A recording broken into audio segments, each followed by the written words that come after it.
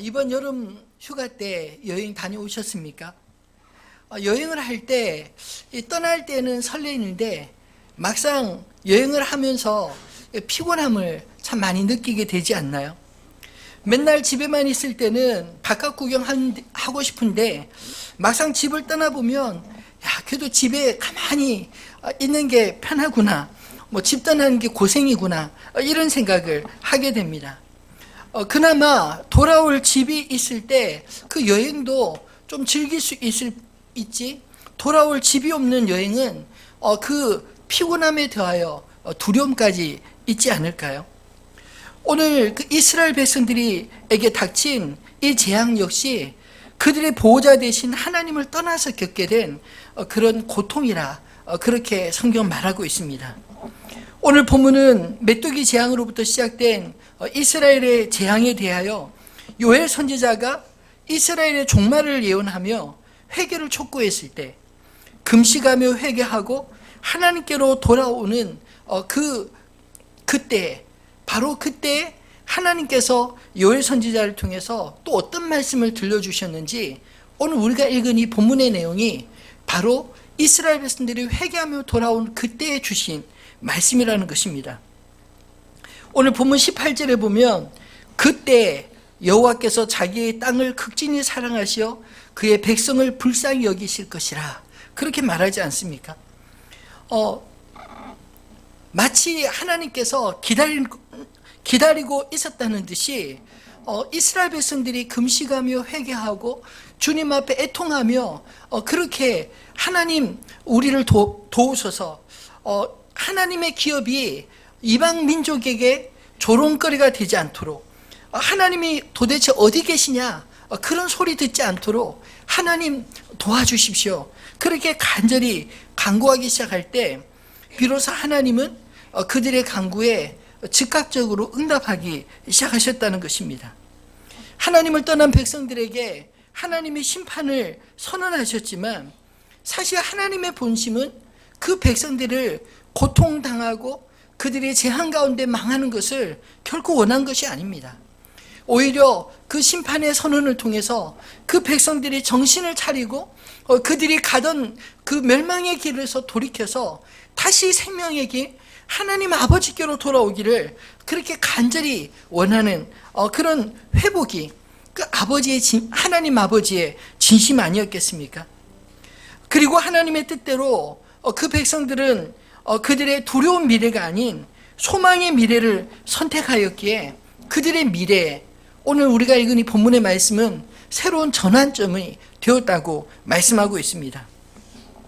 요엘 선지자의 경고에 그들이 금식과 회개로 두려운 미래로 몰아가는 죄악을 버리고 소망 되신 여호와께로 돌아왔기에 그들의 미래가 하나님 안에서 바뀌게 되었다는 것입니다. 하나님은 우리에게 기회를 주시는 분이신 줄을 믿으시기 바랍니다. 우리 인생에 주어진 기회를 오늘 이스라엘 백성들과 같이 회개의 전환점으로 바꿀 때 우리의 삶에 어떤 변화들이 일어나게 될까요? 오늘 우리가 읽은 이 본문의 말씀을 통해서 우리의 미래가 회복과 소망의 미래로 바뀌어지는 그런 은혜가 있어지기를 주님의 이름으로 축원합니다. 하나님이 주신 기회를 변화의 전환점으로 삼을 때 우리는 어떤 변화를 기대할 수 있을까요? 본문을 통해서 두 가지로 나누고 싶은데, 첫 번째로 그들을 두렵게 한 그 모든 상황들이 바뀌는, 회복되는 그런 변화가 일어난다는 것입니다. 요엘서에 나타난 이스라엘의 재앙은 이미 시작된 이 메뚜기 재앙으로부터 그동안 그들이 당연하게 여겼던 농작물들, 그 수확들이 다 파괴되고 거기에 극심한 기근까지 겹쳐서 사람들뿐만 아니라 가축들까지 울부짖으며 고통을 겪어야 했다, 그렇게 우리가 지난 시간에 읽어보지 않았습니까? 또 그것으로 그치지 않고 요엘 선지자는 그들이 회개하지 않으면 북쪽에서부터 군대가 몰려와 이제 유다의 종말을 보게 될 것이다, 그렇게 예언을 했습니다. 그 말씀 앞에 제사장들로부터 어린 젖먹이, 심지어 이제 갓 결혼한 신랑과 신부들까지 그 신방에서 나와 하나님 앞에 금식하며 회개하고 그들의 마음과 행동을 하나님 앞으로 돌이킬 때 하나님은 그들을 불쌍히 여기시고 곧바로 선지자를 통해서 응답의 말씀을 주셨습니다. 그 19절 20절의 말씀입니다. 여호와께서 그들에게 응답하여 이르시기를 내가 너에게 곡식과 새 포도주와 기름을 주리니 너희가 이로 말미암아 흡족하리라. 내가 다시는 너희가 나라들 가운데서 욕을 당하지 않게 할 것이며 내가 북쪽 군대를 너에게서 멀리 떠나게 하여 메마르고 적박한 땅으로 쫓아내리니 그 앞에 부대는 동해로 그 뒤에 부대는 서해로 들어갈 것이라. 상한 냄새가 일어나고 악취가 오르리니 이는 큰 일을 행하였음이니라 하시니라. 이 말씀 속에서 그 이스라엘 백성들이 지금 겪고 있는 두려움, 그리고 앞으로 겪게 될 그 두려운 상황들이 하나님께서 그 두려운 상황들로부터 지켜주시겠다 하는 말씀을 듣지 않습니까? 그 첫 번째 두려움은 자연 재앙에 대한 두려움이었고, 또 두 번째 두려움은 대적의 재앙으로 그 심판을 받게 될 그런 두려움에 대한 두려움들이 일어나지 않게 하겠다라는 것입니다. 실제로 그들이 심판 가운데서 마치 성경에 나온 말씀처럼 저주를 받은 것 가운데서 본문과 같이 회복을 경험한 일이 있었을까요? 사실 성경에 보면 그런 수많은 사건들이 있습니다.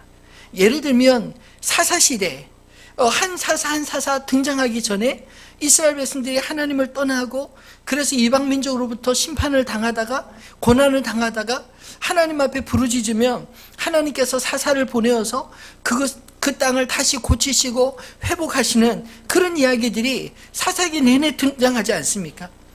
또 사무엘 시대에는 블레셋의 침공으로 그들이 위태로운 시기가 되었을 때 미스바에 모여 함께 금식하고 함께 기도할 때 하나님께서 그 이스라엘 백성들을 블레셋의 손에서 건지신 것을 우리는 기억합니다.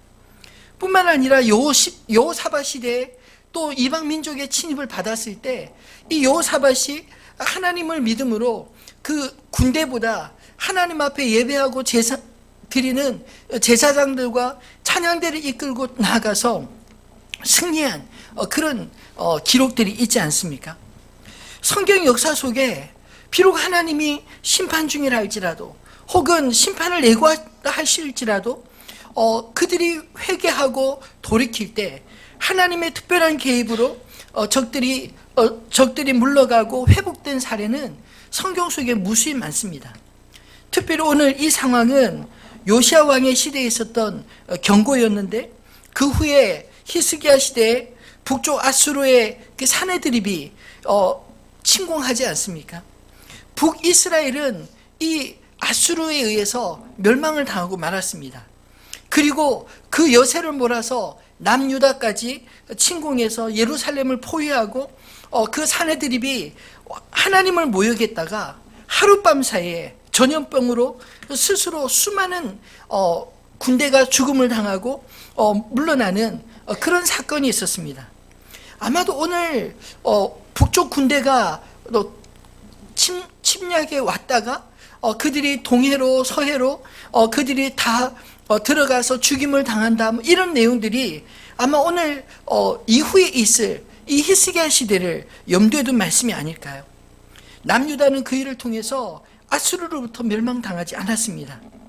비록 하나님이 뜻을 정하셨을지라도 그 백성들이 성전에서부터 겸비하여 기도하면 하나님께서 그들에게 내리시기로 한 재앙을 거두시고 도리어 복으로 바꿔주시는 것을 기억하시기를 바랍니다.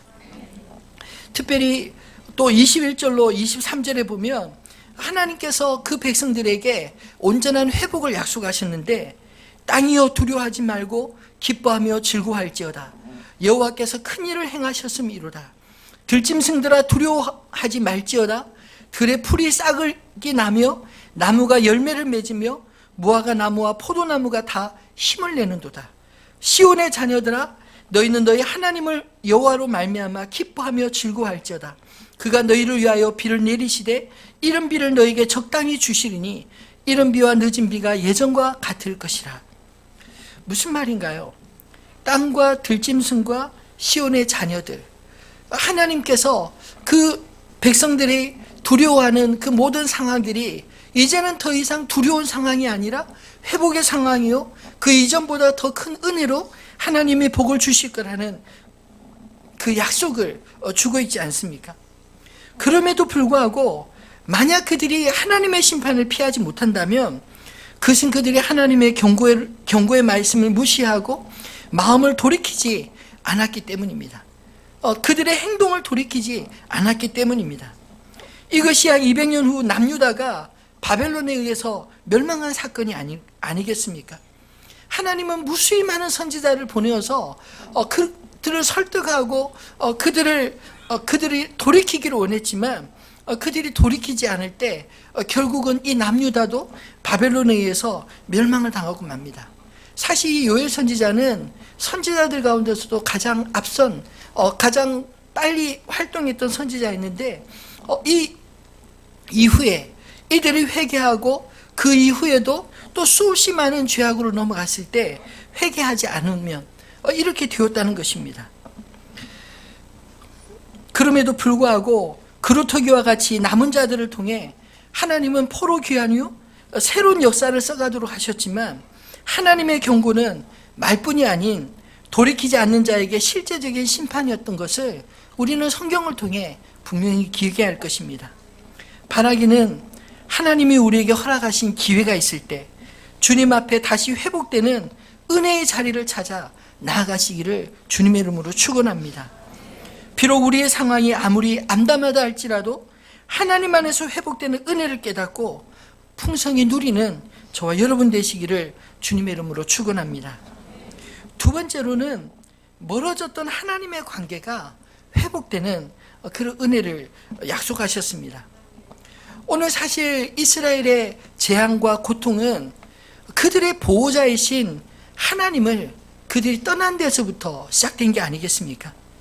마치 아버지가 자식을 책망한 것 같이 그들에게 돌아오라 이 사인이 바로 오늘 메뚜기 재앙과 같은 그런 자연재해, 그리고 앞으로 오게 될 그런 대적의 군대의 재앙 같은 그런 사인들을 주신 것입니다. 참 저도 아이들을 키워보면서 느꼈지만 부모와 자식 간에는 부모가 사랑으로 자식을 훈계하고 야단을 쳐도 자식은 집을 떠나서 도망가지 않습니다.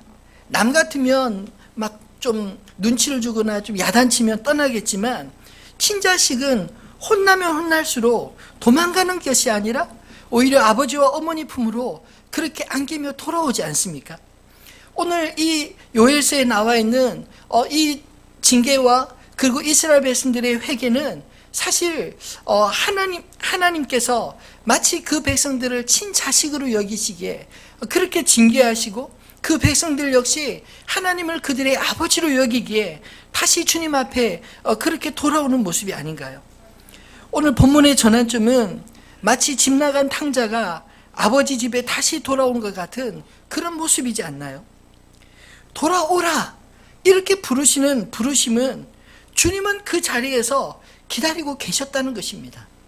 주님이 떠나신 게 아니라 탕자가 나가고 난 이후에도 여전히 아버지는 그 탕자가 다시 돌아올 것을 기다리며 늘 그 자리에 매일같이 나와 있었다고 하지 않습니까?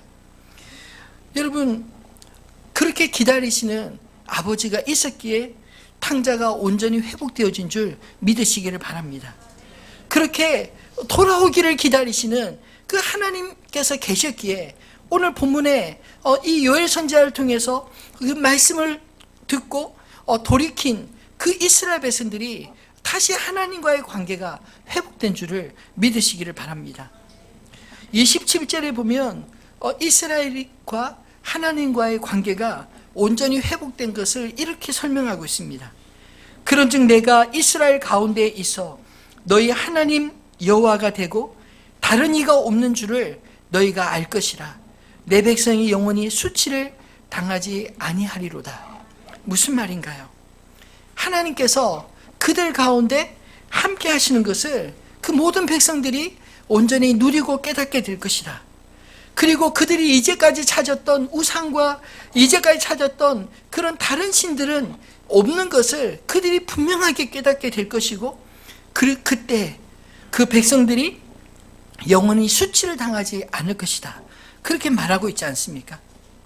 하나님과의 관계가 온전히 회복되올 때 하나님의 백성들의 의가 살아나는 줄 믿으시기를 바랍니다. 하나님의 백성들이 하나님과의 관계가 어그러지면 그들은 길을 피지 못하는 것입니다. 마치 오늘 본문에서 말한 것처럼 그들이 수치를 당한다라는 것과 같은 게 아닐까요? 우리 인생이 하나님과 함께할 때 우리를 둘러싼 모든 것들이 회복되는 줄을 믿으시기를 바랍니다. 사실 앞서 말씀드린 이 상황의 회복은 하나님과의 관계의 회복으로부터 오는 자연스러운 열매요, 선물이라 말할 수 있지 않겠습니까? 24절로 26절에 그 회복도 동일한 것입니다. 마당에는 밀이 가득하고 독에는 새 포도주와 기름이 넘치리로다. 사실 앞에 그 메뚜기 때가 한번 지나고 난 이후에 먹을 것이 없을 정도가 아니라 하나님 앞에 전제와 소제를 드릴 그런 재물조차 없어서 제사장이 제사를 드리지 못해 슬피 운다, 이런 말씀이 기록되어 있지 않았나요?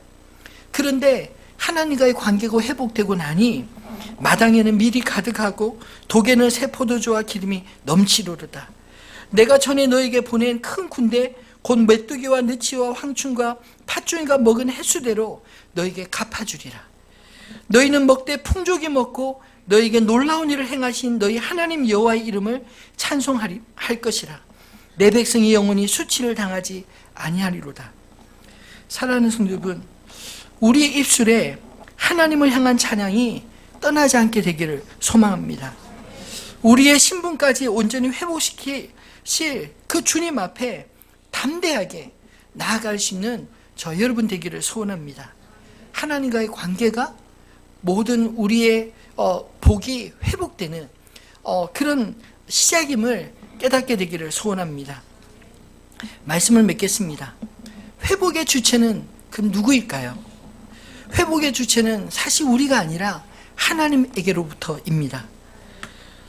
진정한 복은 하나님에게서부터 오는 것이기 때문입니다. 오늘 본문에서도 그 무너진 생태계, 그들이 이제까지 익숙하게 여기고 그리고 그들이 당연시 여겼던 그 모든 것들이 파괴되는 것은 하나님을 그들이 떠났기 때문에 하나님의 보호자 되신 하나님이 그들을 지켜주지 않을 때 그들이 당연시 됐던 모든 것들이 더 이상 당연하지 않게 된 것을 말씀하고 있지 않나요?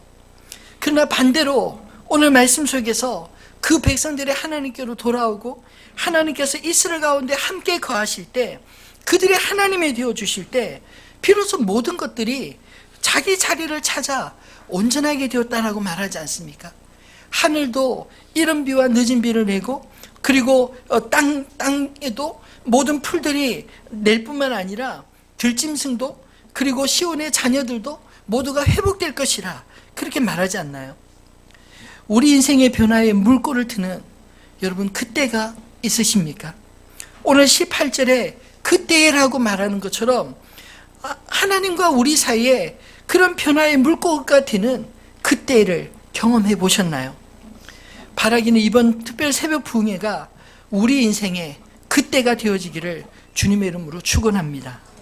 보호자 되시는 주님 앞에 온전히 회복되고 돌아오게 되기를 소망합니다. 하나님이 그들의 보호자 되시기로 하면 모든 문제들이 해결되지 않을 것이 없는 것입니다. 생태계가 회복된다는 것은 모든 것이 그 자기 자리를 찾아서 그들 가운데 참된 샬롬, 평강이 임했다라는 것을 말하는 게 아닌가요? 오늘 본문의 18절로 27절의 그 모든 말씀들은 그 파괴됐던 것들이 다시 회복되고 하나님과의 관계에서 그 평안이 이루어지고 나니 그들이 입술에서 찬송이 떠나지 아니할 하나님의 풍성함이 그들 가운데 다시 돌아오게 될 것이다. 그렇게 말씀하는 게 아니겠습니까? 바라기는 우리 인생의 경랑이 보호자 되신 주님 안에 그렇게 잠잠히 찾아오는 은혜가 있기를 주님의 이름으로 축원합니다. 사실 이 나라의 역사를 가만히 보면 우리나라 역사 가운데 풍랑이 없었던 데가 별로 없었던 것 같습니다. 불과 한 100여 년의 이 역사 동안 얼마나 많은 일들이 있었나요? 근데 저는 참 역사 공부를 하면서 참 신기하게 생각되는 게, 그렇게 수많은 풍파와 고통과 전쟁과 뭐 이런 일들이 있었지만 그런 그 100년 동안 이 나라는 끊임없이 더 성장하고 끊임없이 더 부흥하는 그런 은혜를 경험하지 않았나요? 근데 그 부흥의 가장 큰 열쇠는 무엇이었을까요? 제가 믿기로는 깨어있는 기도, 성도들의 간절한 기도가 있었을 때 그 어렵고 힘든 시기에도 다시 용기를 내어 회복하는 그런 은혜가 있게 된 줄로 믿습니다. 제가 이 선교지, 특별히 동남아시아나 이런 선교지를 가보면 그게 참 마음에 확 와닿습니다. 우리보다 더 잘 살았던 나라들이 지금 우리보다 훨씬 못 살게 되고, 그렇다고 해서 특별히 뭐 우리나라가 어려움이 없었던 적이 없었는데 그렇게 어떻게 이렇게 달라지게 되었을까? 원조받던 나라가 이제는 원조를 주는 나라로 바뀌게 된 그 이유가 뭘까? 아무리 생각해봐도 그것이 하나님의 은혜 아니고는 설명할 수 없다고 생각합니다. 기도를 깨어 있었을 때 그런 일들이 있었습니다. 근데 지금 우리가 겪고 있는 위기는 무엇인가요? 이런 어려움이 있는데도 기도가 점점점 잦아지고 있는 게 진짜 큰 위기라는 생각이 들지 않으십니까? 바라기는 오늘 우리들의 생태계, 우리만 살 뿐만 아니라 우리 자녀들도 함께 살아갈, 우리 후손들도 살아갈 이 나라와 이 민족 가운데 하나님의 은혜가 그치지 않는 그런 역사가 오늘 이 시간 우리의 기도로부터 시작되어질 줄로 믿습니다. 오늘 이 시간 주신 말씀을 기억하면서 우리들의 찬양 449장 함께 찬양하겠습니다.